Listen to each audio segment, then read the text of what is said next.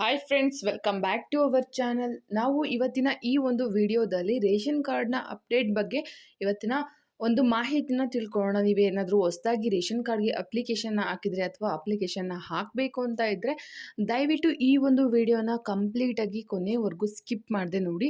ನಿಮಗೆ ಈ ಒಂದು ಮಾಹಿತಿ ತುಂಬಾ ಯೂಸ್ಫುಲ್ ಆಗಿರುತ್ತೆ ಅಂತ ಅಂದ್ಕೊಂಡಿದ್ದೀನಿ. ನೀವೇನಾದರೂ ರೇಷನ್ ಕಾರ್ಡ್ಗೆ ಅಪ್ಲಿಕೇಶನ್ ಹಾಕಬೇಕು ಅಂತ ಇದ್ದರೆ ಅಥವಾ ಹಾಕಿದರೆ ಕೂಡ ಈ ಒಂದು ವಿಡಿಯೋ ನಿಮಗೆ ತುಂಬಾ ಯೂಸ್ಫುಲ್ ಆಗುತ್ತೆ ಅಂತ ಅಂದ್ಕೊಂಡಿದ್ದೀನಿ. ವಿಡಿಯೋನ ಸ್ಕಿಪ್ ಮಾಡದೆ ಕೊನೆವರೆಗೂ ನೋಡಿ. ಹಾಗೆ ನೀವೇನಾದರೂ ಬೇಸಿಕ್ಕಿಂದ ಇಂಗ್ಲೀಷ್ ಕಲಿಬೇಕು ಅಂತ ಇದ್ದರೆ ದಯವಿಟ್ಟು ಬೇಸಿಕ್ಕಿಂದ ಇಂಗ್ಲೀಷ್ ಕಲಿಯೋದ್ರಲ್ಲಿ ಇಂಟ್ರೆಸ್ಟ್ ಇದ್ದರೆ ಈ ವಿಡಿಯೋನ ನಾನು ವಿಡಿಯೋಸ್ನ ಹಾಕಿರ್ತೀನಿ ಕೊನೆಯಲ್ಲಿ, ದಯವಿಟ್ಟು ಹೋಗಿ ನೋಡಿ. ನಿಮಗೆ ಬೇಸಿಕ್ಕಿಂದ ಇಂಗ್ಲೀಷ್ ಕಲಿಯೋದಕ್ಕೆ ಬೇಕಾಗಿರುವಂತಹ ಎಲ್ಲ ವೀಡಿಯೋಸು, ಹಾಗೆ ನೀವು ಡೈಲಿ ಯೂಸ್ ಮಾಡುವಂತಹ ವೀಡಿಯೋಸ್, ತುಂಬಾ ಯೂಸ್ಫುಲ್ ಆಗಿರುವಂಥ ವೀಡಿಯೋಸ್ನ ನಾನು ಹಾಕ್ತಾ ಇರ್ತೀನಿ. ದಯವಿಟ್ಟು ಹೋಗಿ ನೋಡಿ ಅಂತ ಹೇಳ್ತಾ, ಹಾಗೆ ನಿಮ್ಗೇನಾದರೂ ಜಾಬ್ ರಿಕ್ವೈರ್ಮೆಂಟ್ ಬೇಕು, ಯಾವುದಾದ್ರೂ ಜಾಬ್ಗೆ ನೀವು ವೆಯ್ಟ್ ಮಾಡ್ತಾ ಇದ್ದರೆ ನಾನು ನೋಟಿಫಿಕೇಷನ್ನ ಹಾಕ್ತಾ ಇರ್ತೀನಿ. ಯಾವಾಗ ಜಾಬ್ದು ನಿಮಗೆ ಅಪ್ಲಿಕೇಶನ್ನ ಹಾಕಬೇಕು, ಯಾವ ರೀತಿ ಹಾಕಬೇಕು ಅಂತ ಎಲ್ಲ ಕೂಡ ನನ್ನ ವೀಡಿಯೋಸ್ನ ಅಪ್ಲೋಡ್ ಮಾಡ್ತಾ ಇರ್ತೀನಿ. ದಯವಿಟ್ಟು ಒಂದು ಬಿಡದೇ ನನ್ನ ವೀಡಿಯೋಸ್ನ ನೋಡಿ, ನಿಮಗೆ ತುಂಬಾ ಯೂಸ್ಫುಲ್ ಆಗುತ್ತೆ ಅಂತ ಹೇಳ್ತಾ ತಡ ಮಾಡದೆ ಇವತ್ತಿನ ಈ ಒಂದು ವಿಡಿಯೋನ ಸ್ಟಾರ್ಟ್ ಮಾಡೋಣ.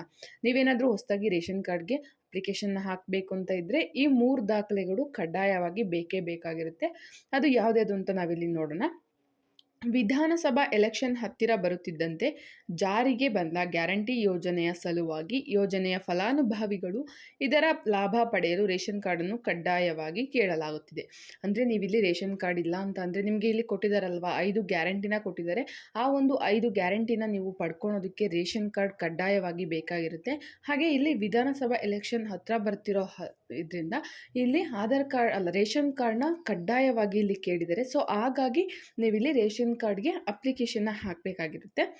ಸಾಕಷ್ಟು ಜನರ ರೇಷನ್ ಕಾರ್ಡ್ ತಿದ್ದುಪಡಿ ಕಾರ್ಯ ಬಾಕಿ ಇದೆ. ಅದಲ್ಲದೆ ಇನ್ನೂ ಅನೇಕರು ಹೊಸದಾಗಿ ರೇಷನ್ ಕಾರ್ಡ್ ಯಾವಾಗ ಬರಬಹುದು ಎಂದು ಕಾದು ಕುಳಿತಿದ್ದಾರೆ. ಹೊಸದಾಗಿ ರೇಷನ್ ಕಾರ್ಡ್ ಲಾಭ ಪಡೆಯಲು ಅರ್ಜಿ ಹಾಕುವವರಿಗೆ ಇಲ್ಲೊಂದು ಶುಭ ಕಾದಿದೆ. ಅಂದರೆ ನೀವು ರೇಷನ್ ಕಾರ್ಡ್ನ ತಿದ್ದುಪಡಿ ಮಾಡಿಸ್ಬೇಕಾಗಿರುತ್ತೆ. ಅಂಥವ್ರು ಕೂಡ ನೀವು ಒಂದು ತಿದ್ದುಪಡಿನ ಮಾಡಿಸೋದಕ್ಕೆ ಕಾಯ್ತಾ ಇರ್ತೀರಾ, ಅಥವಾ ಇನ್ನು ರೇಷನ್ ಕಾರ್ಡ್ಗೆ ಯಾವಾಗ ಅಪ್ಲಿಕೇಶನ್ ಹಾಕಬೇಕು ಅಂತ ಕೂಡ ನೀವಿಲ್ಲಿ ಕಾಯ್ತಾ ಇರ್ಬೋದು. ಅಂಥವರು ಇಲ್ಲಿ ನೋಡ್ಬೋದಾಗಿರುತ್ತೆ. ನೀವು ಇಲ್ಲಿ ಅಪ್ಲಿಕೇಶನ್ ಹಾಕೋದಕ್ಕೆ ಆನ್ಲೈನಲ್ಲೇ ಪೋರ್ಟಲಲ್ಲಿ ಹಾಕಬೇಕಾಗಿರುತ್ತೆ. ನೀವು ಹೊಸದಾಗಿ ಅಪ್ಲಿಕೇಶನ್ನ ಯಾರಾದರೂ ಹಾಕಬೇಕು ಅಂತ ಇದ್ದರೆ ಅಥವಾ ತಿದ್ದುಪಡಿನ ಮಾಡಿಸ್ಬೇಕು ಅಂತ ಇದ್ದರೆ ನೀವಿಲ್ಲಿ ಅಪ್ಲಿಕೇಶನ್ನ ಆನ್ಲೈನಲ್ಲಿ ಹಾಕೋದಕ್ಕೆ ಅವಕಾಶನ ಕೊಟ್ಟಿದ್ದರು. ಬಟ್ ಈಗ ಎಲೆಕ್ಷನ್ ಟೈಮ್ ಇರೋದ್ರಿಂದ ಸ್ವಲ್ಪ ತಡೆ ಹಿಡಿದಿದ್ರು. ಮತ್ತು ಈಗ ಹೊಸ ರೇಷನ್ ಕಾರ್ಡ್ಗೆ ಅರ್ಜಿ ಹಾಕೋದಕ್ಕೆ ಅವಕಾಶನ ಮಾಡಿ ಕೊಟ್ಟಿದ್ದಾರೆ. ನೀವೇನಾದರೂ ರೇಷನ್ ಕಾರ್ಡ್ಗೆ ಇನ್ನೂ ಹಾಕಿಲ್ಲ ಅಂತ ಅಂದರೆ ದಯವಿಟ್ಟು ಈಗ ಹೋಗಿ ನೀವಿಲ್ಲಿ ಹಾಕಬೇಕಾಗುತ್ತೆ. ಈ ಹೊಸ ರೇಷನ್ ಕಾರ್ಡ್ಗೆ ಅರ್ಜಿ ಸಲ್ಲಿಸುವವರು ಅಧಿಕೃತ ವೆಬ್ಸೈಟ್ಗೆ ಭೇಟಿ ನೀಡುವುದರ ಮೂಲಕ ಹೊಸ ಅರ್ಜಿ ಹಾಕಬಹುದು. ಅರ್ಜಿ ಸಲ್ಲಿಸಲು ನೀವು ಯಾವ ಕ್ರಮಗಳನ್ನು ಕೈಗೊಳ್ಳಬೇಕು ಎಂದು ಸಂಪೂರ್ಣವಾದ ಒಂದು ಮಾಹಿತಿನ ಇಲ್ಲಿ ನೀಡಿದರೆ, ನೀವು ಇಲ್ಲಿ ಒಂದು ವೆಬ್ಸೈಟ್ಗೆ ಹೋಗಿ ನೀವು ಅಪ್ಲಿಕೇಶನ್ನ ಹಾಕಬೇಕಾಗಿರುತ್ತೆ. ಈ ಒಂದು ಆನ್ಲೈನ್ ಮೂಲಕ ನೀವಿಲ್ಲಿ ಅಪ್ಲಿಕೇಶನ್ನ ಹಾಕ್ಬೋದಾಗಿರುತ್ತೆ. ನಿಮ್ಮ ಹತ್ರ ಒಂದು ರೇಷನ್ ಕಾರ್ಡ್ ಇದ್ದರೆ ಅದರಿಂದ ಯಾವ್ಯಾವುದು ಲಾಭಗಳನ್ನು ನೀವು ಇಲ್ಲಿ ಪಡ್ಕೋಬೋದಾಗಿರುತ್ತೆ. ವೈದ್ಯಕೀಯ ಲಾಭಗಳು ಏನಿರುತ್ತೆ, ಬೆನಿಫಿಟ್ಸ್ ಏನಿರುತ್ತೆ, ಮೆಡಿಕಲ್ ಏನಾದರೂ ನಿಮಗೆ ಹುಷಾರಿಲ್ಲ ಅಥವಾ ನಿಮಗೇನಾದರೂ ಆಪ್ರೇಷನ್ ಆಗಬೇಕಾಗಿರುತ್ತೆ, ಆಗ ಕೂಡ ಈ ಒಂದು ರೇಷನ್ ಕಾರ್ಡ್ ಕಡ್ಡಾಯವಾಗಿರುತ್ತೆ.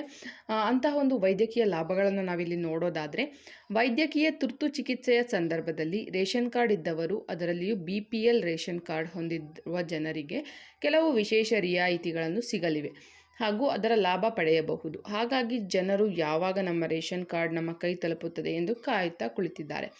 ಅಂಥವರು ವೈದ್ಯಕೀಯ ಚಿಕಿತ್ಸೆಗೆ ಕಾರಣಕ್ಕಾಗಿ ಹಾಗೂ BPL ಕಾರ್ಡ್ನ ಇತರ ಉಪಯೋಗಗಳನ್ನು ಪಡೆಯಬಹುದಾಗಿದೆ.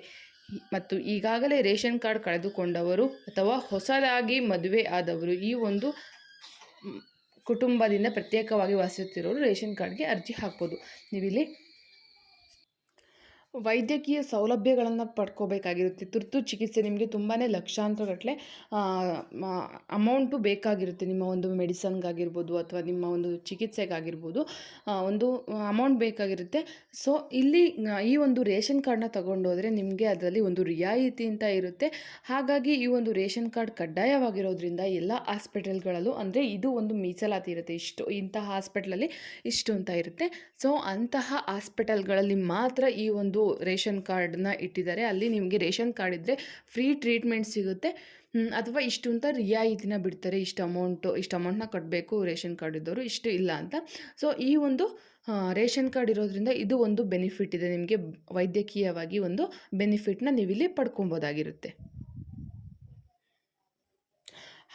ಹಾಗಾದರೆ ನೀವಿಲ್ಲಿ ರೇಷನ್ ಕಾರ್ಡ್ಗೆ ಅಪ್ಲಿಕೇಶನ್ ಹಾಕೋದಕ್ಕೆ ಯಾವ್ಯಾವ ದಾಖಲೆಗಳು ಬೇಕು ಅಂತ ನಾವಿಲ್ಲಿ ನೋಡೋದಾದರೆ, ನಿಮ್ಮ ವಯಸ್ಸಿನ ದೃಢೀಕರಣ ಪತ್ರಗಳಾದ ಆಧಾರ್ ಕಾರ್ಡ್, ಜನನ ಪ್ರಮಾಣ ಪತ್ರ, ನಿಮ್ಮ ವಾಸಸ್ಥಳದ ದೃಢೀಕರಣ ಪತ್ರ, ಆಧಾರ್ ಕಾರ್ಡ್ ಮತ್ತು ಮತದಾರರ ಗುರುತಿನ ಚೀಟಿ ಹೊಂದಿರಬೇಕು. ನಿಮ್ಮ ವಯಸ್ಸಿನ ದೃಢೀಕರಣ ಅಂದರೆ ನಿಮಗೆ ಏಜ್ ಎಷ್ಟಿದೆ ಅಂತ ಗೊತ್ತಾಗೋದಕ್ಕೆ, ವಯಸ್ಸಿನ ದೃಢೀಕರಣ ಎಷ್ಟಿದೆ ಅಂತ ಗೊತ್ತಾಗೋದಕ್ಕೆ ಆಧಾರ್ ಕಾರ್ಡ್ ಬೇಕು, ಮತ್ತು ಜನನ ಪ್ರಮಾಣ ಪತ್ರ, ನಿಮ್ಮದು ಒಂದು ಜನನ ಪ್ರಮಾಣ ಪತ್ರನ ಬೇಕಾಗಿರುತ್ತೆ, ಬರ್ತ್ ಸರ್ಟಿಫಿಕೇಟ್ ಬೇಕು. ಹಾಗೆ ವಾಸಸ್ಥಳದ ದೃಢೀಕರಣ ಪತ್ರ, ನೀವು ಎಲ್ಲಿ ವಾಸವಾಗಿರ್ತೀರ ಆ ಒಂದು ವಾಸಸ್ಥಳದ ಒಂದು ದೃಢೀಕರಣ ಪತ್ರವನ್ನು ಬೇಕಾಗಿರುತ್ತೆ. ಹಾಗೆ ಮತದಾರರ ಗುರುತಿನ ಚೀಟಿ, ನಿಮ್ಮದು ಒಂದು ವೋಟರ್ ಐ ಡಿ ಏನಿರುತ್ತೆ ಆ ಒಂದು ವೋಟರ್ ಐ ಡಿನ ಕೂಡ ಇಲ್ಲಿ ಕೇಳಿದ್ದಾರೆ. ಇದಿಷ್ಟು ನೀವು ಒಂದು ಅಪ್ಲಿಕೇಶನ್ ಹಾಕೋದಕ್ಕೆ ಬೇಕಾಗಿರುವಂತಹ ಮಾಹಿತಿ ಆಗಿರುತ್ತೆ, ಒಂದು ದಾಖಲೆಗಳಾಗಿರುತ್ತೆ.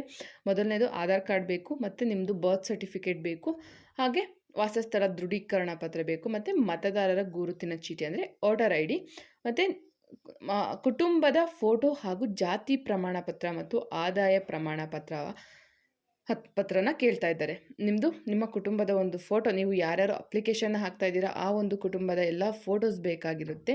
ಹಾಗೆ ಜಾತಿ ಮತ್ತು ಆದಾಯ ಪ್ರಮಾಣ ಪತ್ರ ಮತ್ತು ಕ್ಯಾಸ್ಟ್ ಮತ್ತು ಇನ್ಕಮ್ ಸರ್ಟಿಫಿಕೇಟ್ನ ಇಲ್ಲಿ ಕೇಳಿದ್ದಾರೆ. ಇದಿಷ್ಟು ದಾಖಲೆಗಳನ್ನು ನೀವು ತಗೊಂಡು ಒಂದು ಸೈಬರ್ ಸೆಂಟರ್ಗೆ ಹೋಗಿ ನೀವು ಪೋರ್ಟಲ್ ಮೂಲಕ ಅರ್ಜಿನ ಹಾಕ್ಬೋದಾಗಿರುತ್ತೆ. ಇದಿಷ್ಟು ಇವತ್ತಿನ ಈ ಒಂದು ಮಾಹಿತಿಯಾಗಿರುತ್ತೆ. ನೀವೇನಾದರೂ ಹೊಸದಾಗಿ ರೇಷನ್ ಕಾರ್ಡ್ಗೆ ಅಪ್ಲಿಕೇಶನ್ ಹಾಕ್ತಾ ಇದ್ದೀರಾ ಅಥವಾ ನೀವೇನಾದರೂ ತಿದ್ದುಪಡಿನ ಮಾಡ್ತಾ ಇದ್ದೀರಾ ಅಂತ ಇದ್ದರೆ, ದಯವಿಟ್ಟು ಇದಿಷ್ಟು ಒಂದು ಮಾಹಿತಿನ ತುಂಬಾ ಯೂಸ್ಫುಲ್ ಆಗಿರುವಂಥ ಒಂದು ಮಾಹಿತಿ ಅಂತ ಅಂದ್ಕೊಂಡಿದ್ದೀನಿ. ನಿಮಗೆ ಈ ಒಂದು ಮಾಹಿತಿ ತುಂಬಾ ಇಷ್ಟ ಆಗಿದೆ ಅಂತ ಅಂದ್ಕೊಂಡಿದ್ದೀನಿ. ಇಷ್ಟ ಆಗಿದರೆ ದಯವಿಟ್ಟು ಒಂದು ಲೈಕ್ ಮಾಡಿ. ನೀವೇನಾದರೂ ಅಪ್ಲಿಕೇಶನ್ ಹಾಕಿಲ್ಲ ಅಥವಾ ಹಾಕಬೇಕು ಅಂತ ಇದ್ದರೆ ದಯವಿಟ್ಟು ಹೋಗಿ ಬೇಗ ಈ ಒಂದು ರೇಷನ್ ಕಾರ್ಡ್ಗೆ ಅಪ್ಲಿಕೇಶನ್ ಹಾಕ್ಕೊಳ್ಳಿ. ನಿಮ್ಮ ಅರ್ಹತೆಗಳನ್ನು ನೋಡಿಕೊಂಡು ಅಪ್ಲಿಕೇಶನ್ನ ಹಾಕ್ಕೊಳ್ಳಿ. ಇದಕ್ಕೆ ಒಂದು ಅರ್ಹತೆಗಳನ್ನು ಕೇಳಿರ್ತಾರೆ, ಆ ಒಂದು ಅರ್ಹತೆಗಳು ನಿಮಗೆ ಇದ್ದರೆ ದಯವಿಟ್ಟು ಹೋಗಿ ಅಪ್ಲಿಕೇಶನ್ನ ಬೇಗನೆ ಹಾಕ್ಕೊಳ್ಳಿ. ನೀವು ಈ ಒಂದು ರೇಷನ್ ಕಾರ್ಡ್ಗೆ ಹೇಗೆ ಅರ್ಜಿನ ಹಾಕಬೇಕು ಮತ್ತು ಯಾವ ಡೇಟ್ಗೆ ಲಾಸ್ಟ್ ಆಗುತ್ತೆ, ಯಾವ ಡೇಟಿಂದ ಸ್ಟಾರ್ಟ್ ಆಗ್ತಿದೆ ಅಂತ ನಾವಿಲ್ಲಿ ನೋಡೋದಾದರೆ, ನೀವು ಅರ್ಜಿನ ಹೇಗೆ ಹಾಕಬೇಕು ಅಂದರೆ, ನೀವು ಇಲ್ಲಿ ಒಂದು ವೆಬ್ಸೈಟ್ನ ಕೊಟ್ಟಿದ್ದಾರೆ, ಈ ಒಂದು ಲಿಂಕ್ನ ಕೊಟ್ಟಿದ್ದಾರೆ. ಈ ಒಂದು ಲಿಂಕ್ನಲ್ಲಿ ಹೋಗಿ ಆನ್ಲೈನ್ ಮೂಲಕ ಅರ್ಜಿನ ಹಾಕಬೇಕಾಗಿರುತ್ತೆ. ಏಪ್ರಿಲ್ 3ರಿಂದ ಸ್ಟಾರ್ಟ್ ಆಗಿದೆ ಆಲ್ರೆಡಿ. ಈ ಡೇಟ್ ಏಪ್ರಿಲ್ 3ರಿಂದ ರೇಷನ್ ಕಾರ್ಡ್ಗೆ ಹೊಸದಾಗಿ ಅರ್ಜಿ ಹಾಕೋರಿಗೆ ಡೇಟ್ ಸ್ಟಾರ್ಟ್ ಆಗಿದೆ. ಮಧ್ಯಾಹ್ನ 12ರಿಂದ 1 ಗಂಟೆಯವರೆಗೆ ರೇಷನ್ ಕಾರ್ಡ್ಗಾಗಿ ವೈದ್ಯಕೀಯ ಸೌಲಭ್ಯ ಪಡೆಯುವವರು ತುರ್ತು ಅರ್ಜಿ ಹಾಕಬಹುದು. ಅಂದರೆ ನೀವೇನಾದರೂ ಅರ್ಜೆಂಟಾಗಿ ಹಾಸ್ಪಿಟಲ್ಗೆ ಹೋಗಬೇಕು, ಈ ಒಂದು ವೈದ್ಯಕೀಯ ಸೌಲಭ್ಯವನ್ನು ಪಡಿಬೇಕು, ಮೆಡಿಕಲ್ ಫೆಸಿಲಿಟಿನ ನೀವು ಪಡಿಬೇಕು ಅಂತ ಇದ್ದರೆ ಅವರಿಗೆ ಟೈಮ್ ಕೊಟ್ಟಿದ್ದಾರೆ. 12ರಿಂದ 1 ಗಂಟೆ ಒಳಗೆ ನೀವು ಅರ್ಜೆಂಟಾಗಿರೋರು ಹೋಗಿ ಬೇಗನೆ ಅಪ್ಲಿಕೇಶನ್ನ ಹಾಕ್ಬೋದು. ಇನ್ನು ಉಳಿದವರಿಗೆಲ್ಲ ಸಂಜೆವರೆಗೂ ಟೈಮ್ ಇರುತ್ತೆ. ಆದರೆ ನೀವೇನಾದರೂ ಅರ್ಜೆಂಟಲ್ಲಿದ್ದೀರಾ ಅಂತ ಇದ್ದರೆ ಮಧ್ಯಾಹ್ನ 12ರಿಂದ 1 ಗಂಟೆವರೆಗೆ ಮಾತ್ರ ಬೇಗನೆ ನೀವು ಈ ಒಂದು ಅರ್ಜಿನ ಹಾಕ್ಬೋದಾಗಿರುತ್ತೆ. ಹಾಗಾದರೆ ನೀವು ಇಲ್ಲಿ ಆನ್ಲೈನಲ್ಲಿ ಹಾಕೋದಾದರೆ ಇಲ್ಲಿ ಒಂದು ಲಿಂಕ್ನ ಕೊಟ್ಟಿದ್ದಾರಲ್ವ, ಆ ಒಂದು ಲಿಂಕ್ ಮೂಲಕ ಹಾಕಬೇಕಾಗಿರುತ್ತೆ. ಆಫ್ಲೈನಲ್ಲಿ ಹಾಕಬೇಕಾದ್ರೆ ನೀವು ಗ್ರಾಮ 1, ಕರ್ನಾಟಕ 1, ಬೆಂಗಳೂರು 1 ಕೇಂದ್ರಕ್ಕೆ ಭೇಟಿ ನೀಡಿ ಅರ್ಜಿಯನ್ನು ಭರ್ತಿ ಮಾಡಿ ಅಗತ್ಯ ದಾಖಲೆ ನೀಡಬೇಕು. ನೀವೇನಾದರೂ ಆನ್ಲೈನ್ ಆಗ್ತಿಲ್ಲ, ಅಪ್ಲಿಕೇಶನ್ನ ಆಫ್ಲೈನಲ್ಲಿ ಆಗ್ತಾ ಇದ್ದೀರಾ ಅಂದರೆ ಗ್ರಾಮ 1 ಮತ್ತು ಕರ್ನಾಟಕ 1, ಬೆಂಗಳೂರು 1 ಕೇಂದ್ರಕ್ಕೆ ಭೇಟಿ ನೀಡಬೇಕಾಗಿರುತ್ತೆ. ಅರ್ಜಿನ ಭರ್ತಿ ಮಾಡಿಬಿಟ್ಟು ನೀವು ಇಲ್ಲಿ ಒಂದು ಅವರೊಂದು ಅರ್ಜಿನ ಕೊಡ್ತಾರಲ್ವ, ಆ ಒಂದು ಅರ್ಜಿನ ಫಿಲಪ್ ಮಾಡಿ ಮತ್ತು ಅವರಿಗೆ ಬೇಕಾಗಿರುವಂತಹ ದಾಖಲೆಗಳನ್ನು ಕೊಟ್ಟು ನೀವಿಲ್ಲಿ ಅಪ್ಲಿಕೇಶನ್ನ ಹಾಕ್ಬೋದಾಗಿರುತ್ತೆ. ನೀವೇನಾದರೂ ಆನ್ಲೈನಲ್ಲಿ ಹಾಕ್ತೀರಾ ಅಂದರೆ ಒಂದು ಕಂಪ್ಯೂಟರ್ ಸೆಂಟರ್ಗೆ ಹೋಗಿ ನೀವು ಪೋರ್ಟಲ್ ಮೂಲಕ ಇಲ್ಲಿ ಕೊಟ್ಟಿರುವಂತಹ ಒಂದು ಲಿಂಕ್ ಮೇಲೆ ಅರ್ಜಿನ ಹಾಕ್ಬೋದಾಗಿರುತ್ತೆ. ಇದಿಷ್ಟು ಇವತ್ತಿನ ಈ ಒಂದು ಮಾಹಿತಿ ಆಗಿರುತ್ತೆ. ಇದು ನಿಮಗೆ ತುಂಬಾ ಯೂಸ್ಫುಲ್ ಆಗಿರುವಂಥ ಒಂದು ಮಾಹಿತಿ ಅಂತ ನಾನು ಅಂದ್ಕೊಂಡಿದ್ದೀನಿ. ತುಂಬಾ ಯೂಸ್ಫುಲ್ ಆಗಿದ್ದರೆ ದಯವಿಟ್ಟು ಒಂದು ಲೈಕ್ ಮಾಡಿ, ನಿಮ್ಮ ಫ್ರೆಂಡ್ಸು ಫ್ಯಾಮಿಲಿ ಜೊತೆ ಶೇರ್ ಮಾಡಿ. ನೀವು ಶೇರ್ ಮಾಡೋದ್ರಿಂದ ಅವ್ರಿಗೂ ಕೂಡ ಈ ಒಂದು ಮಾಹಿತಿ ಅವ್ರಿಗೂ ಕೂಡ ತಲುಪುತ್ತೆ ಅಂತ ಹೇಳ್ತಾ ಇವತ್ತಿನ ಈ ಒಂದು ವಿಡಿಯೋನ ಮುಗಿಸ್ತಾ ಇದ್ದೀನಿ.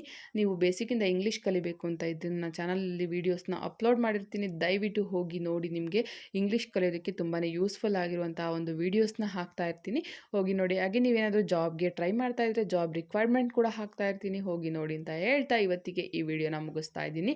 ನೆಕ್ಸ್ಟ್ ಇನ್ನೊಂದು ಒಳ್ಳೆ ವಿಡಿಯೋದೊಂದಿಗೆ ಬರ್ತೀನಿ, ಇನ್ಫಾರ್ಮೇಟಿವ್ ವಿಡಿಯೋದೊಂದಿಗೆ ಬರ್ತೀನಿ. ಅಲ್ಲಿವರೆಗೂ ಜೈ ಹಿಂದ್, ಜೈ ಕರ್ನಾಟಕ, ಮತ್ತು ಕೀಪ್ ವಾಚಿಂಗ್ ಮೈ ಚಾನಲ್.